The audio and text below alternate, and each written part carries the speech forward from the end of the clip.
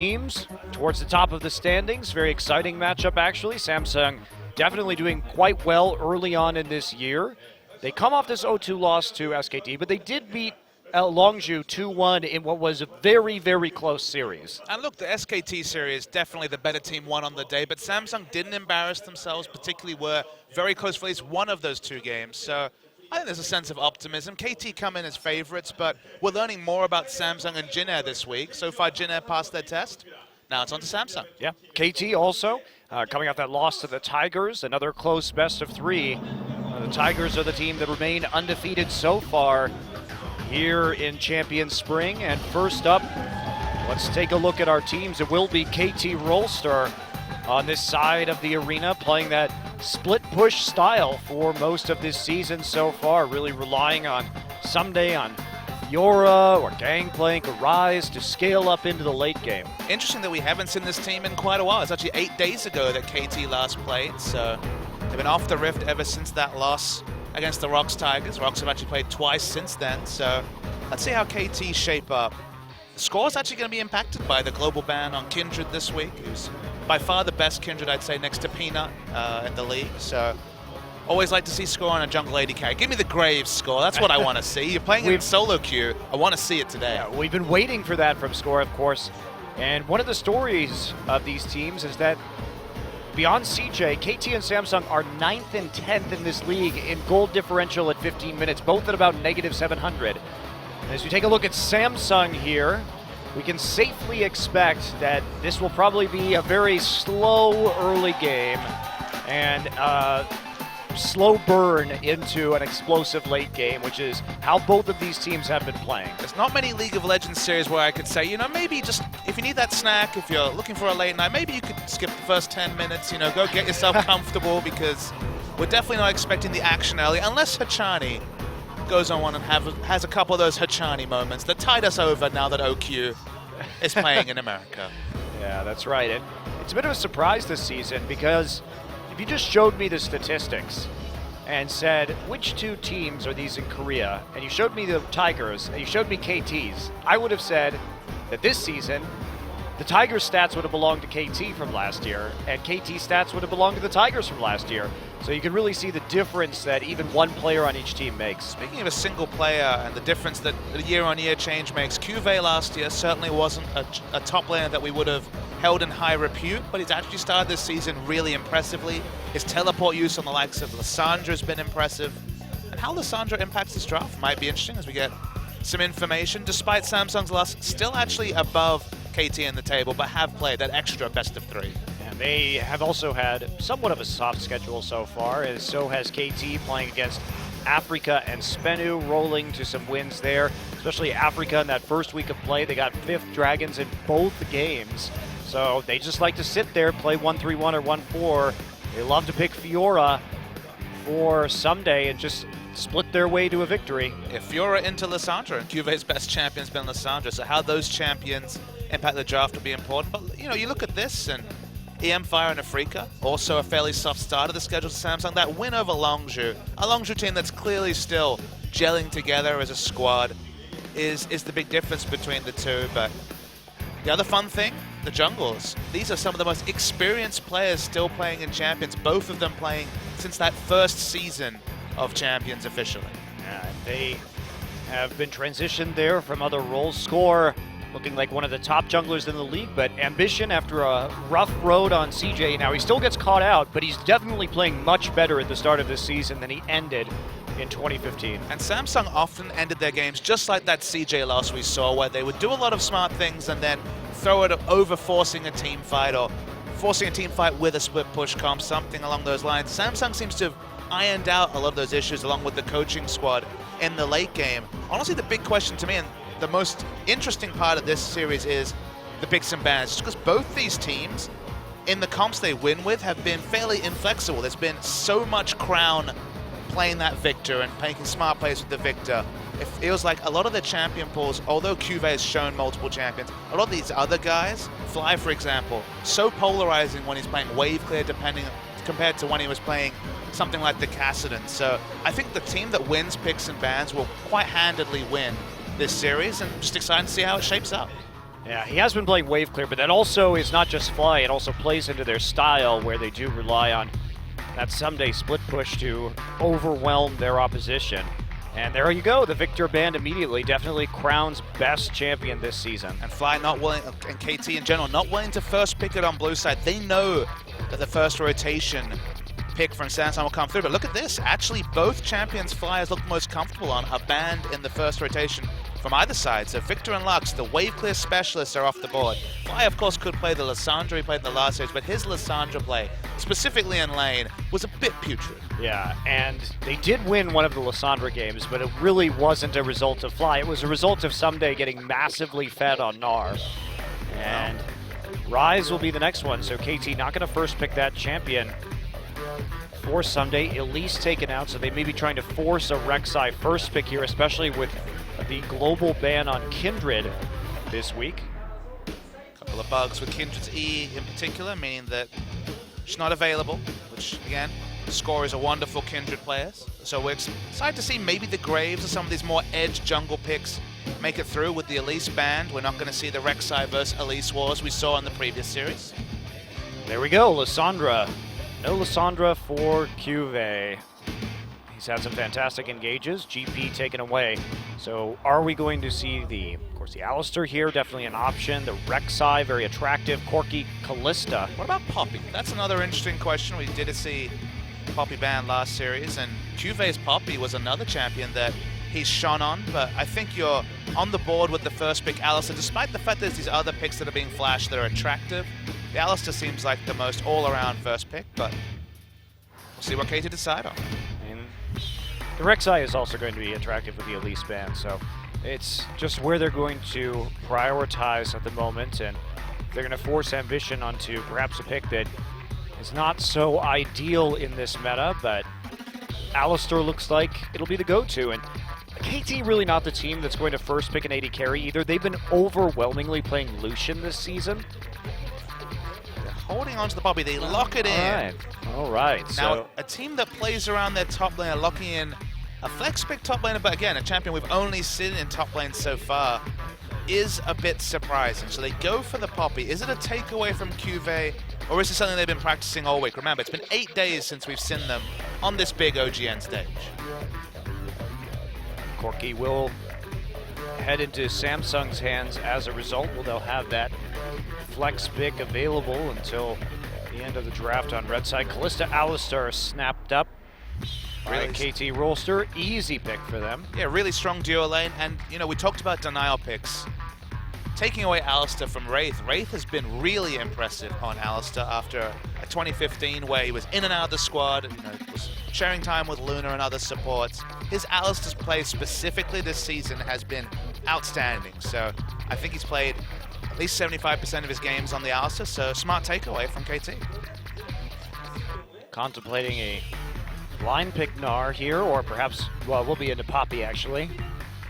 So they know the matchup, and that's what they're going to select. Cuvée played a lot of Gnar last year, but we haven't seen too much of it in the league as a whole this year. And there's the Thresh pick for Wraith. Oh, baby. And we're probably going to see that, Papa Smithy. They've got the big front line already developed, so why not take some burst? The question is, what is Fly going to play? Exactly. Could be Corki in the mid lane. He could blind pick a TF. Now, back when he was on the Jin Air Stealths, TF was probably his best champion, so it'd be nice to see this one again.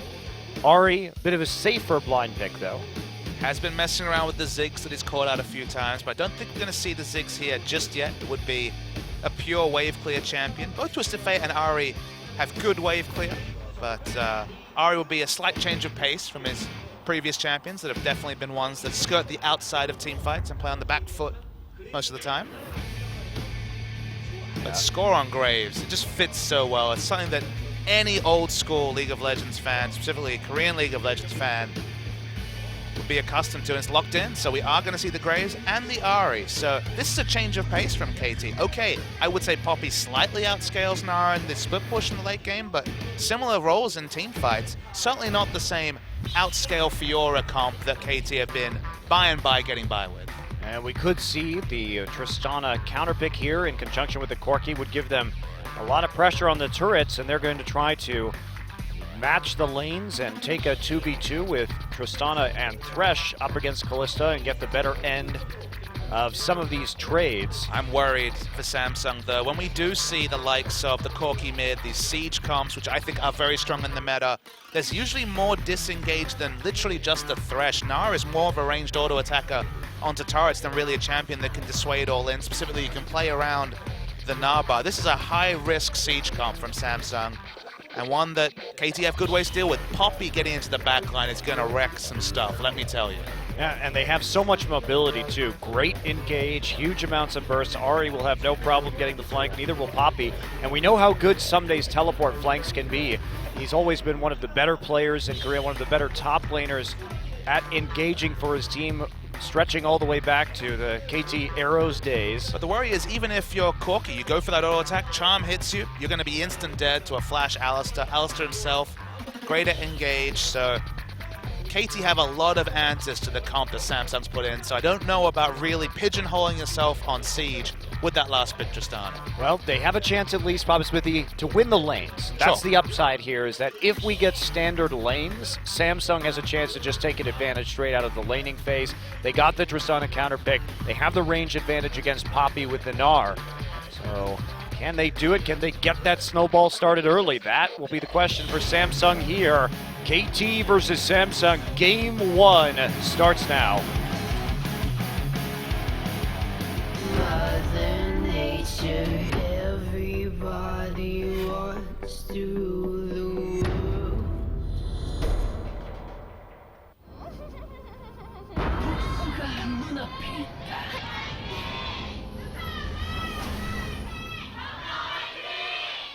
It's our second match of the night after Jin Air gets the 2-0 victory over CJ Entis, and now two teams with only a 1 loss each so far going head-to-head. Samsung versus KT Rolster.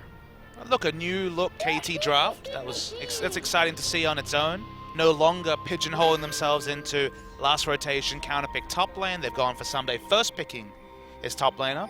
KT finally have some lane pressure with the Ahri in mid, who will probably be matching wave clear for wave clear, but does have obviously kill potential depending on the ganks. And look, Jungle Graves, that's already lots of excitement for KT. Yeah, I like the way that they're attempting to play in this game. They have a lot of opportunity to do some serious burst damage on dives with the Ahri and the Graves.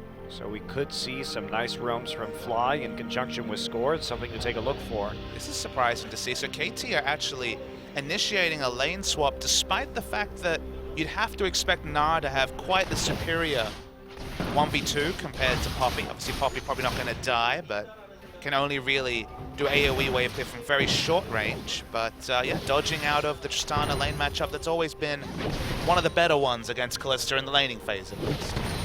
I think that makes sense. Arrow has actually been doing a lot to carry this KT team right now. He is number 2 overall in kills in the league with 35 so far. Who's first? Kuro.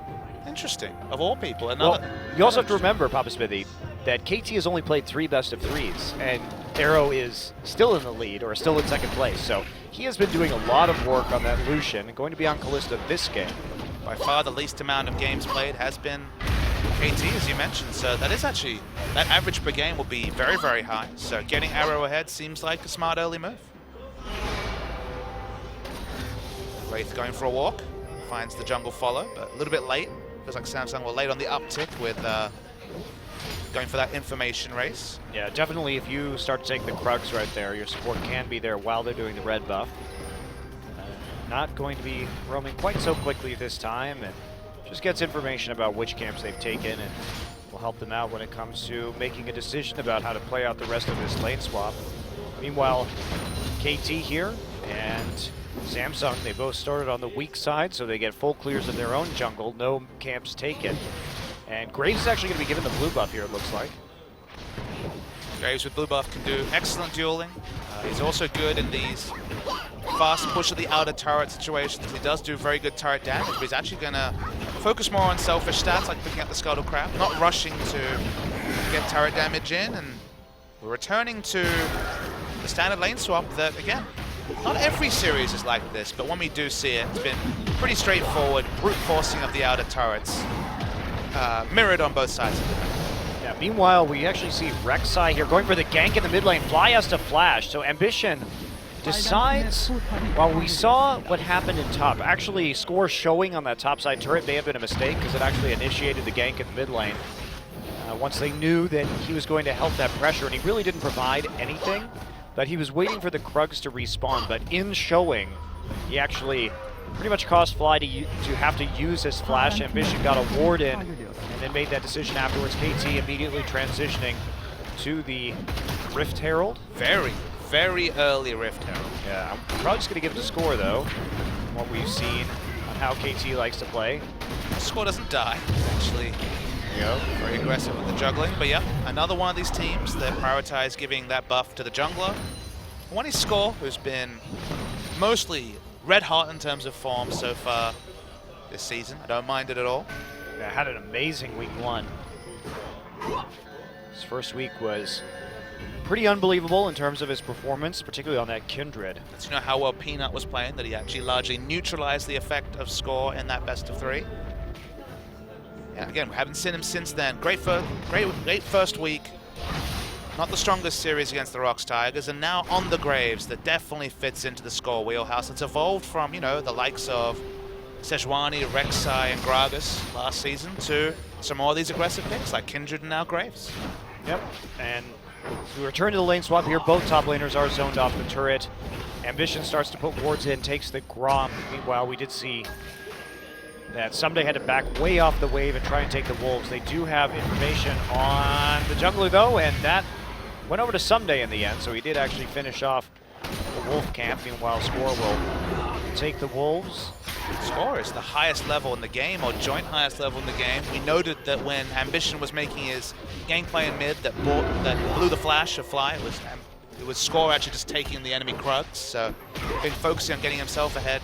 Just like Nidalee, Graves can really power farm himself to an early gold and level lead because he clears the jungle so sustained and so safely, so quickly, whereas you can see Ambition more priority on getting Cuvée some experience in the jungle follow. Score here too, once again returning with that Herald buff. That actually does get a little bit more damage down onto the turret as a result, in addition to his auto attack, so they're going to even up the speed of this trade. It's one of the few champions we're putting it on that jungler in particular, a ranged AD champion with Herald. Just means you bring in the Herald, you bring in a minion wave, you get into melee range on the Graves, and those turrets die really fast. Speaking of dying really fast, Someday takes a massive chunk. He's trying to get a pink ward into his top side, but still deep vision there from Ambition, who grabs the crab. And Someday's gone for the now popular boots only. Rush the Swifties, get away from ganks, be fast, be in position for those wall slams, but obviously trading not an option for this Poppy. Prey Seeker trying to find Graves there, who had backed up all the way to the tier 2 just to make sure there wasn't going to be any shenanigans as Someday cleans up the wave. And Gnar all the way across the map now from where this wave is. Poppy going to get a little bit of a freeze right here. Ambition still trying to take away some of the enemy jungle. I gotta say, if I'm gonna compare Gnar with no gold to Poppy with no gold, I think Poppy wins that race pretty handedly, unless you're the master of the Gnar bar when it comes to teleporting. So they really need to engineer a situation where Cuvée, their most reliable player this season, barring maybe Crown on Victor, Cuvé's shown more gears and in general has been very on form, but not been helped by his team in this lane swap. So Someday and Cuvée both playing with scraps in the early game. Crown holding his own though. Comes to dealing with this Ahri, but we haven't really seen any ganks yet. Both players recently hit level 6, and Stitch, okay, he is out of position. He's going to get the knockback right there. He's going to have to burn his flash for sure, and that's going to be a miss on the collateral damage. The Lantern is there, so he doesn't use his, he did use his flash in the end. Did have to burn it to get over to Wraith, but Wraith giving his AD carry a helping hand. Wraith was out warding at the time, and does have to fall back, but uncharacteristic there. Score missing a couple of skill shots. Didn't actually have enough damage to kill, even if they both hit, but obviously, as you mentioned, not something we expect from Score. It was so on point, those AD carries in particular. But the farm lead's there. He'll definitely out-duel Ambition. I think for the majority of this game, it feels like if Graves is ahead in items, even if you build tank stats, you never can really eke ahead, because once you get more points into the quick draw, your effective tankiness over a long fight makes you susceptibly strong as kind of a mid-range to frontliner as this jungle Graves. Indeed, and keep some eyes on how he builds most of these jungle Braves. The Warrior Enchant into the Yomus, and then Sterix afterwards, getting a little bit of that extra tankiness so you can be that front line. And Fly is standing perfectly still as Ambition waltzes into the enemy jungle alone. Okay. Does he have the tunnel to get out of this? Yes, he does. Right back into the Dragon Pit, and with the pressure provided by Tristana, Ambition was safe. Finally get the 2v2, but Stitch is obviously very, very overextended in bottom. That's why you see Ambition causing pressure in this bottom red side jungle. Poppy has to back, sorry, so we'll finally buy some effective stats, but lane is definitely overextended and need backup in both top and bot side of the jungle. Score still just sneaking out with the Krugs. Ambition there for a little bit of pressure as Samsung really wants to push this out and absorb the freeze. Crown gets hit by a charm, but Fly not going to try an all-in right there. Has his blue buff up, but no help to attempt to take it right now. Poppy might be the help that Fly needs, or someday could simply wander off and clear some wards in the river. Has pushed his lane pretty far forward into the territory of Samsung, and so has a little bit of free time to start messing around with Samsung's vision game. No big losers yet in these turret trades for now. Fairly even CS between lanes. I guess Arrow marginally ahead. Because of the lane assignments, you need Ambition to have pressure in the bot side jungle to be able to farm safely as Tristana. And I guess one of the awkward points is, of course, Tristana has the auto push in her E ability, so not able to deep freeze this wave, and pushing into the bottom lane when you don't have any turret to go back to is a risky proposition in Stitch. I guess we didn't even note it during the pregame, but Stitch back in after Core JJ was playing in that series against SK2. Yeah, so I've been switching it up a little bit. Both of the AD carries for this team have actually been quite good, so... Cuvée has the better... Sorry, not Cuvée. Core JJ has the better stats, but Stitch has the pentakill, Papa Smithy. That's the crazy thing, is that Core JJ's stats make it look like he's been doing a lot of winning, but actually is, of course, had that 50% win rate after winning the first series and then losing 2-0. Back in mid lane is Ambition, but nothing onto fire, whereas Stitch has the pentakill. The team has one more with him. Maybe that's an indication of communication. Maybe that's just the fact that he faced SKT, but as you mentioned, just as analysts watching the games, Stitch, Core JJ, both looking good. Yeah, no real issue between them, and we've generally seen Stitch mostly on Callista so far, whereas Core JJ has preferred that Lucian. Arrow himself, Lucian 5 games out of 6, I believe, so this is already something different from KT in the draft, as Chani obviously was not in range of that headbutt pulverize. It was a zoning pull, Papa Smithy. It's in case the Rek'Sai flashed onto him right at that point in time. The classic zoning pole headbutt pulverize. No, just pulverize. Well, he attempted headbutt, was clearly not in range for it. All right, Dragon coming through here. Crown zoned out. He's going to take a bit of damage. Fly trying to buy time right now, but they're going to engage. Arrow actually caught in the middle of all of that. They do get the Dragon, but at what cost? Crown actually gets destroyed by Score, who pops his ult from the Dragon Pit. He then flashes out Stitch in the middle. And now Ambition gets knocked around by a Poppy ultimate. Score still pursuing, but everyone is so low on KT that they can't follow up any further. Still, a Dragon and 2 for none on a disjointed engage there from Samsung and Cuvée. Cuvée not really in the right position with his Narbar to make that TP. And Samsung got the Dragon, but crucially, Ambition had to be so overextended for that he couldn't group back and defend the carries. Both Crown and Stitch go down. Ambition got Graves low, but again, we're seeing the reality of Graves. He's not worried about having a tank in his face, so they take 2 kills and now the Dragon. So 2 kills and now the mid turret, so big win for KT. And the Dragon. So yeah, 2 kills, Dragon, mid turret, all going in favor of KT off of that. The Dragon engage. actually went to... Oh, it got taken by Ambition, you're Ambition. Right. Yeah, you're right. That's why he was out of position to kite back and tank. Yep. Tried to tank the Graves, but good luck with that. And yeah, the first Dragon is, as we mentioned, very important stats, but overall, definitely advantage KT. Yeah, and wow, Bloodthirster first here. We didn't even take a look at that from Arrow. We've seen a bit of this. There was actually one game while you were away where we saw Bloodthirster first. My treatise on it is that, of course, the original build, Sneaky was the one that piloted the Hurricane early, but it was Hurricane Bloodthirster because, of course, at least initially, there was no scaling in terms of critical strike that made sense for Callista. Now Hurricane does have crit strike scaling, but the big factor for Bloodthirster is the one item power spike is a lot weaker. When you have the Blade of the Ruin King, you have the active, you have some chase potential. Callista scales so well with attack speed in particular, whether it comes to lane control or team fights with the Rend, that usually you have to go Q max if you're going to go Bloodthirster. So in general, not really ready for team fights. Oh, it's Ambition. Caught out, but it's not Mad Life going for the hook for the play this time. Open. Here we go. Fly gonna ult in. Ambition caught out once again. And there's an Ambition moment. Not even a Mad Life style Thresh throwing out the lantern was enough to save him that time. Well, Hachani was right on top of that. Standing right there on top of that lantern to prevent the take. And there we go. It's another kill here. KT moves up to 3-0 and a 4K gold lead, very significant. And this is what you don't want to see with KT, is someday starting to stack up those kills.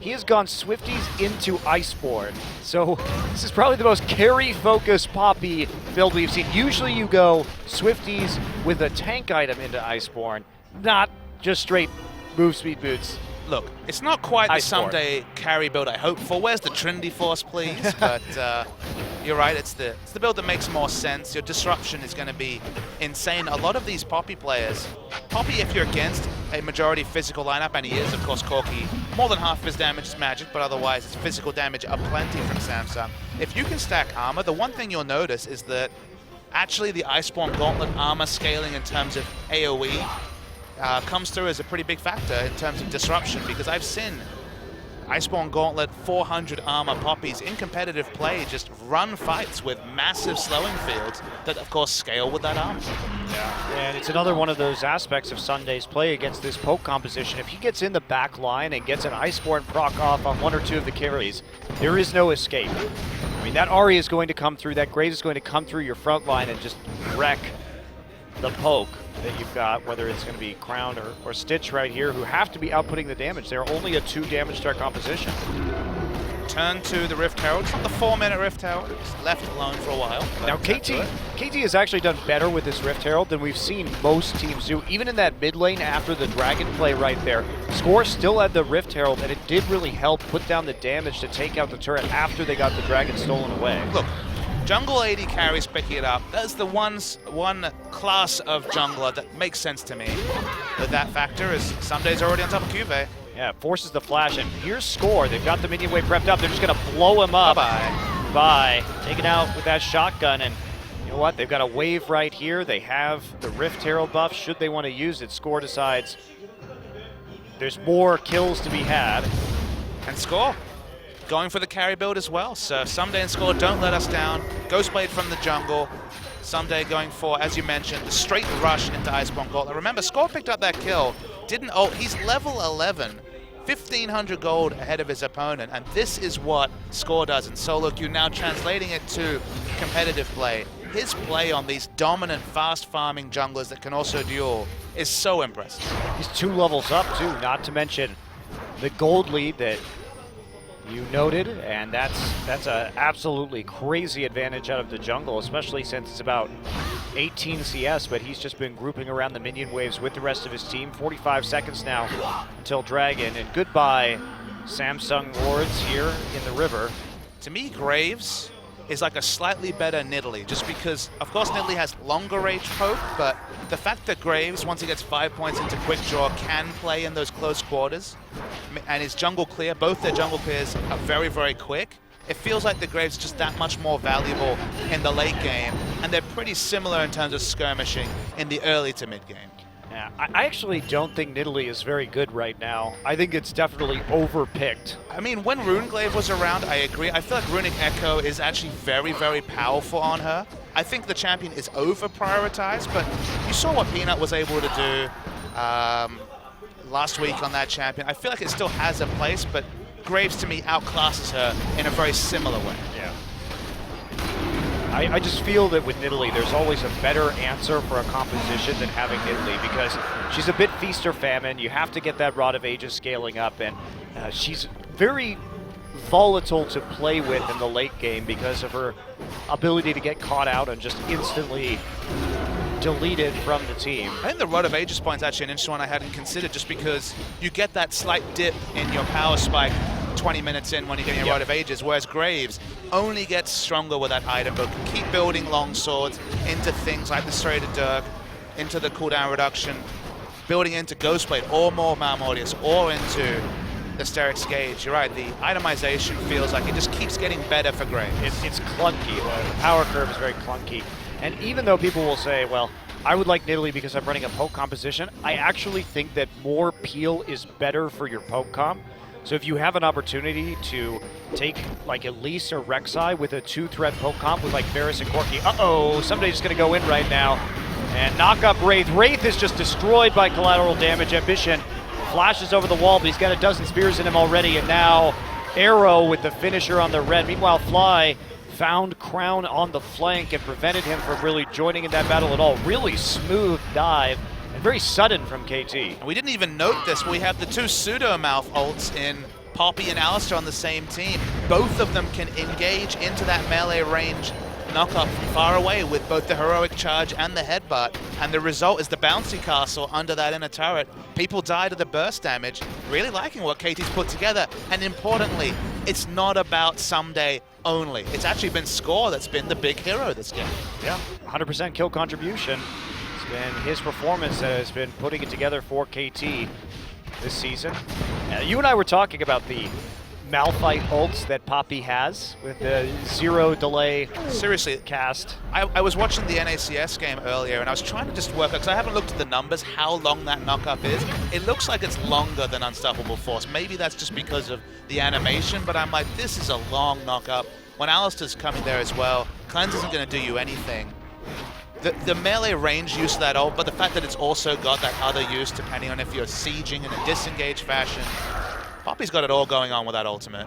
And the best part is that you can stun somebody with your E and then knock them up. So it's actually even better than a Malphite sure, ultimate when it's next to a wall, but in that scenario where we saw Someday, you flank, you get into range for the point-blank double cast of the ultimate with the heroic charge, so it's a lot like Headbutt in that scenario. And instant cast, instant knock-up, instant death for Samsung. iSport too, you get an auto at the end of that with the slow field. I mean, I just think, I agree with you. I think Poppy's just ridiculous right now. She is very, very powerful. It's good to see. She was the adaptation. Remember, we saw no Poppy play in Korea week 1, and then suddenly the Poppy explosion.